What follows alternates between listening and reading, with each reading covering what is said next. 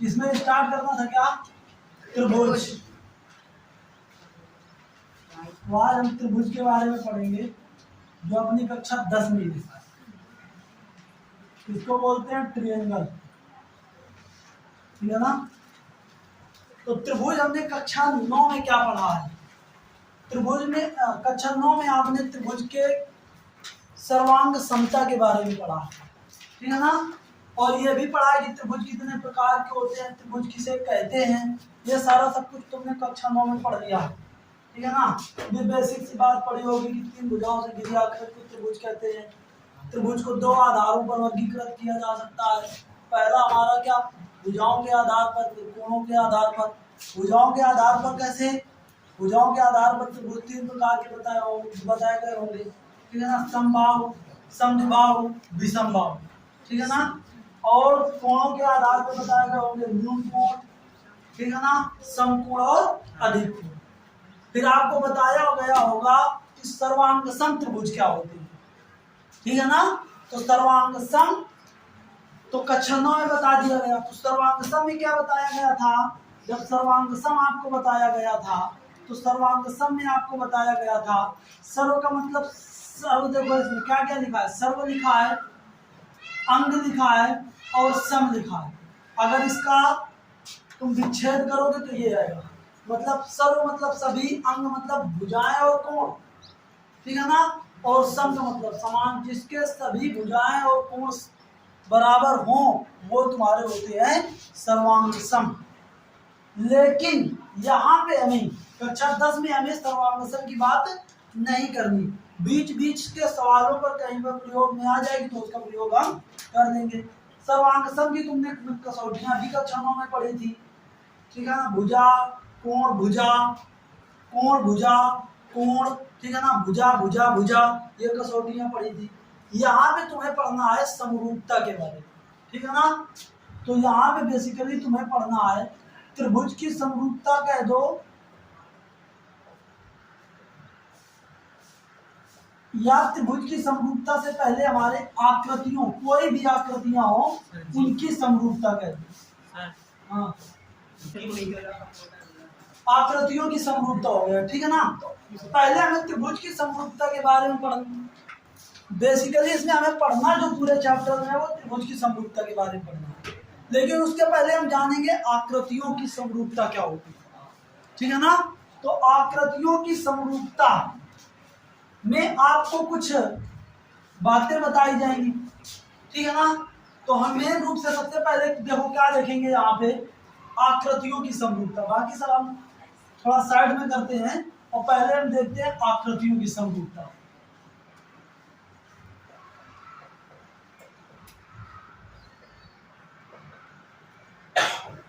तो देखो आकृतियों की समरूपता का, देखो यहाँ पे एक वर्ड लिखा है, पहले इसको पकड़ते हैं समरूपता, या पहले कहें समरूप।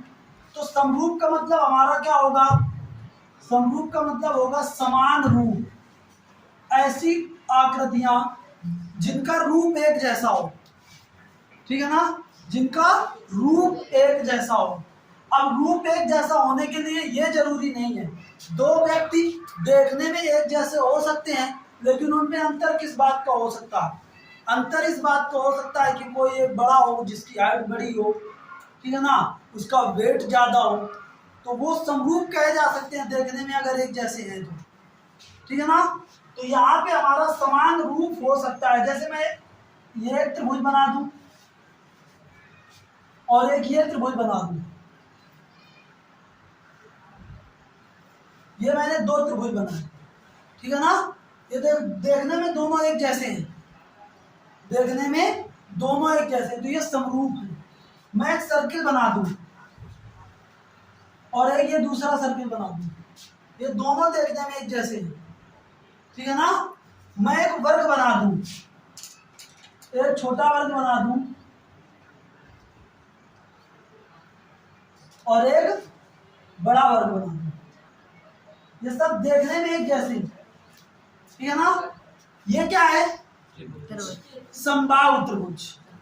यहाँ पे मैं कह भी देता हूँ ये सारे एंगल इक्वल है, या मैं ये कह दूं कि ये सारी भुजाएं इक्वल है, ये सारे कोण बराबर हैं और ये सारी भुजाएं बराबर हैं। तो ये क्या, ये कैसे त्रिभुज हो गए? समबाहु त्रिभुज हो गए। और ये क्या है? वर्ग है, ठीक है ना। और ये क्या है? सर्किल, वृत्त है। तो ये कैसे हैं? देखो, चाहे जितने तुम सर्किल बनाते चले जाओगे, त्रिज्याएं कम ज्यादा कर दोगे, कितने भी त्रिज्या कम ज्यादा कर दोगे, लेकिन हर एक सर्किल किसी दूसरे सर्किल के समरूप दिखेगा तुमको, देखने बिल्कुल एक ही जैसे दिखेंगे। वर्ग तुम भुजाएं कितनी भी कम ज्यादा कर दो, एक वर्ग किसी दूसरे वर्ग के समरूप ही दिखेगा। समबाहु त्रिभुज में भी यही बात है कि एक समबाहु त्रिभुज दूसरे समबाहु त्रिभुज के सदैव समरूप एक जैसा ही दिखेगा, वैसा ही दिखेगा, ठीक है ना। तो ये तो हमारी कुछ बेसिक सी आकृतियां हैं, ठीक है ना। लेकिन मेन मुद्दा क्या है? समरूपता के लिए मेन कसौटी क्या है? तो यहां से एक चीज तुमको पता लगी कि ऐसी आकृतियां जो देखने में एक जैसी लगे, ठीक है ना, देखने में एक जैसी लगे, वो समरूप होती हैं। लेकिन कभी कभी ऐसा होता है कि हम देख के डिसाइड नहीं कर पाते कि ये समरूप है कि नहीं, ठीक है ना। कभी कभी हम देख के डिसाइड नहीं कर पाते कि ये समरूप है कि नहीं। जैसे ये मान लो यही ऐसे बना दिया जाता है, ठीक है ना, ये वाली आकृति ऐसे बना दी जाती है, ये त्रिभुज ऐसे बना, ये त्रिभुज। तो अब हम यहां से ऐसे देख के डिसाइड नहीं कर पाएंगे कि ये समरूप है कि नहीं, ठीक है ना। तो इसके लिए हमें कुछ इसकी कसौटियां पढ़नी होती है, इसके कुछ नियम होते हैं समरूपता के। तो आकृतियों के समरूपता के नियम क्या होते हैं? आकृतियां समरूप कब होंगी, इसके लिए आपको दो बातें याद रखनी है। इसके लिए आपको मुख्य रूप से केवल दो ही बातें हैं याद रखनी है। पहली बात तो ये है कि उन जो भी आकृतियां हम समरूप दिखा रहे हैं, उन आकृतियों के संगत कोण बराबर, उन आकृतियों के संगत कोण बराबर, ठीक है ना। जो भी आकृतियां हम समरूप दिखा रहे हैं, उनके संगत कोण बराबर, ठीक है ना। दूसरी चीज क्या है? दूसरी चीज ये है कि उनके संगत भुजाओं का अनुपात, जो संगत भुजाओं का अनुपात जो वो बराबर, ठीक है ना। उनकी संगत भुजाओं का अनुपात बराबर।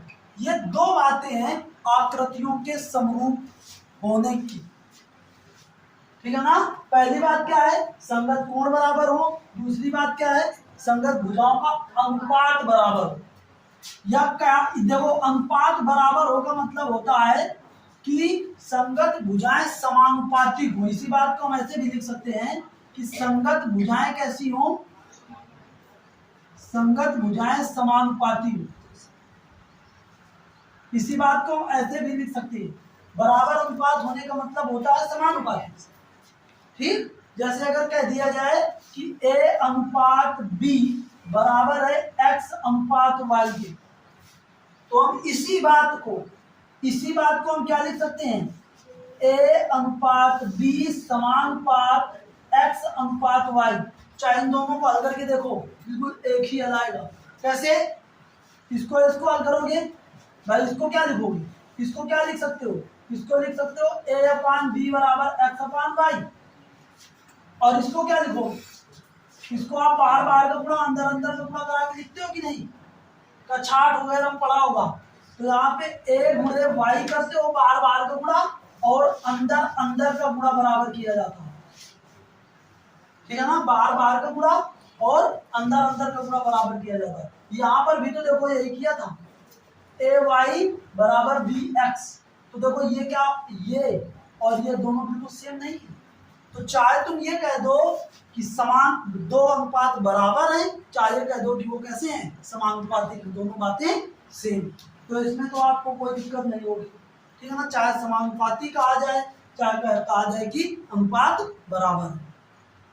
अब कैसे हम डिफाइन करेंगे इसको, हम पहले थोड़ा चित्रों के माध्यम से समझते हैं। जैसे हम कहते हैं कि एक वर्ग है हमारा, ये वर्ग है, एक ही हमारा स्क्वायर है, ठीक है ना, ए बी सी डी, ठीक है ना। इसकी हमारी कोई एक भुजा ए इकाई है, ठीक है ना। तो इसकी सभी भुजाएं ए इकाई होंगी। इसका एंगल कितना होता है, कोण कितना होता है, 90 डिग्री होता है। दूसरा ये वर्ग है, इसकी भुजा बड़ी है, इसकी दूसरी ये भुजा है, ये हमारा क्या है, ये पी है, ये हमारा क्यू है, ये हमारा आर है, ये हमारा एस है, ठीक है ना, पी क्यू आर। तो ये देखो दो वर्ग हैं हमारे, इसके भी सभी कोण हमारे 90-90 अंश के होंगे, जाहिर सी बात है। सभी कोण कैसे होंगे, सभी कोण हमारे 90-90 अंश के ही होंगे। इसमें तो ये नहीं है कि कोई कोण, भाई वर्ग है तो वर्ग का प्रत्येक कोण 90 अंश का होता है, ये तो तुम जानते ही हो। वर्ग का प्रत्येक कोण 90 अंश का होता है, और प्रत्येक भुजा भी क्या होती है, बराबर होती है। तो ये वाली भुजा अगर मैं कह दूं कि बी इकाई, तो अब मैं इनकी अगर भुजाओं का अनुपात निकालना चालू करूं, ठीक है ना। अभी देखो मैं एक चीज बताना है मुझको, संगत कोण और संगत भुजाएं कैसे डिफाइन करोगे किसी भी आकृतियों में, ठीक है ना। संगत भुजाएं और संगत कोण, यहाँ पे देखो, यहाँ पे अब इस वर्ग को तुम कहीं पे घुमा दो, बिल्कुल एक जैसे हैं, तो संगत भुजाएं और संगत कोण जानने में कोई दिक्कत नहीं, चाहे जिसको संगत बना दो एक दूसरे, ठीक है ना। संगत भुजाएं संगत कोण एक प्रकार से तुम ऐसे भी डिफाइन कर सकते हो, जैसे मान लो इसको इसके ऊपर रख रहे हो, ठीक है ना। तो अगर इसको ऐसे जैसे ये रखोगे, ऐसे इसके ऊपर ऐसे रखोगे, तो जो जिस साइड में पड़ रहा है वो उसके संगत है, ठीक है ना। जैसे यहाँ पे हमारा ये ए है, यहाँ पे ये बी है, यहाँ पे ये सी है, ये बी, तो बिंदु ए जो है वो पी के संगत है, जो बी है वो क्यू के संगत है, जो हमारा डी है वो आर के संगत है, और ये सी है वो एस के संगत है। तो ये तुम्हारे संगत बिंदु हो गए इसमें।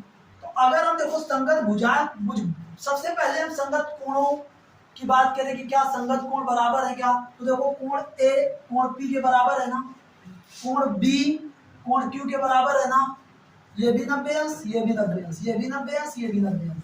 कोण सी कोण आर के बराबर है क्या, दोनों 90-90 अंश। कोण डी कोण एस के बराबर है क्या, दोनों 90-90 अंश, है कि नहीं, बताओ। अब हम संगत भुजाओं का अनुपात निकालें, तो ये ए बी भुजा किसके संगत है, पी क्यू की। अगर बिंदु हमारा ए और बी के संगत है, तो भुजा ए बी और पी क्यू क्या होगी, संगत होंगी। तो ए बी और पी क्यू का अनुपात निकालो, क्या आएगा, ए बी और पी क्यू का अनुपात निकालोगे तो ए अपान बी आएगा। इसी प्रकार बी सी और क्यू आर का अनुपात निकालो, तो बी सी के संगत कौन सी भुजा है, क्यू आर है, तो बी सी की मान कितनी होगी बताओ, क्योंकि वर्ग है तो वर्ग की सभी भुजाएं क्या होती हैं, बराबर होती है। तो ये भी ए होगी, और इसमें पी क्यू भुजा पी है तो क्यू आर भी बी होगी, तो ये भी। तो ऐसे अगर तुम देखोगे तो इनकी सभी संगत भुजाओं के अनुपात भी क्या होंगे, ए अपान बी, ए अपान बी, ठीक है ना। मतलब ए अनुपात बी, अगर तुम ए बी अनुपात पी क्यू करोगे तो ए अनुपात बी है, तो संगत भुजाओं का अनुपात भी बराबर है और संगत कोण भी बराबर है। मतलब ये दोनों आकृतियां कैसी होंगी, समरूप होंगी। कैसी होंगी, समरूप। और समरूप के लिए एक साइन प्रयोग किया जाता है इस तरीके, ठीक है ना। ये दोनों आकृतियां कैसी हैं, समरूप। तो समरूपता के लिए ऐसा एक ये चिन्ह प्रयोग किया जाता है, अगर कोई दो आकृतियां समरूप दिखा रहे हो तो उन दोनों आकृतियों को के बीच में आप ये साइन लगा सकते हो। ये किसको डिफाइन करेगा, कि समरूप को डिफाइन करेगा, ठीक है ना। तो अगर देखो कभी कभार ऐसे आपसे बात पूछ ली जाएगी, ठीक है ना, कभी कभार ऐसे भी आपसे बात पूछी जा सकती है। जैसे मैं एक वर्ग बना दूं, जैसे मैं आपसे आप एक वर्ग बना दूं, ये हमारा एक वर्ग बन गया,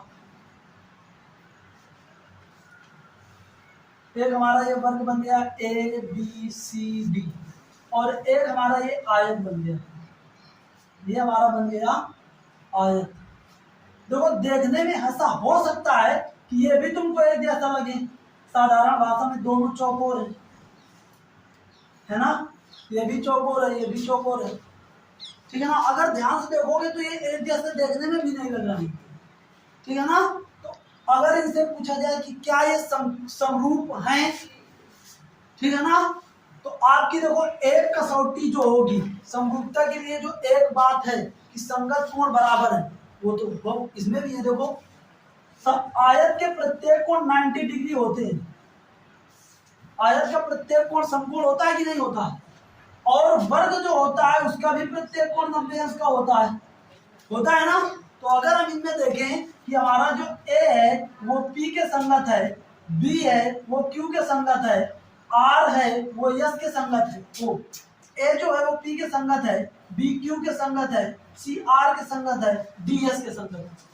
तो यहाँ पे हमारा कोण A बराबर कोण P, कोण B बराबर कोण Q, कोण C बराबर कोण R, कोण D बराबर कोण S, यही तो हमारी पहली कसौटी है कि संगत कोण क्या हो, ये तो हमारा वेरीफाई हो रहा है। लेकिन क्या इसमें जो दूसरी कसौटी है वो वेरीफाई करेगी?